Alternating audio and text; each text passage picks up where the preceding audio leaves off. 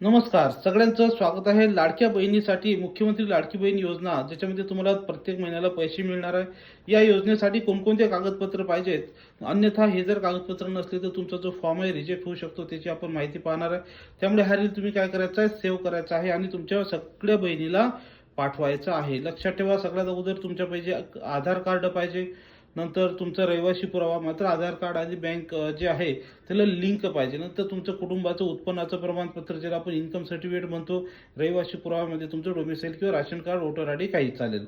नंतर आहे bank passbook, त्याचा तुमचा IFSC कोड, नंतर तुमचा एक फोटो, नंतर त्या ठिकाणी तुमचा वयाचा पुरावा, ज्याच्यासाठी तुमची TC, मार्कलिस्ट किंवा तुमची बोनाफाईड सर्टिफिकेट ते सुद्धा चालू शकते. नंतर आहे राशन कार्ड पाहिजे. नंतर तुमचं लग्न झालं असेल तर तुम्हाला त्या ठिकाणी राशन कार्ड मॅरेज सर्टिफिकेट किंवा विवाह नोंदणी प्रमाणपत्र पाहिजे.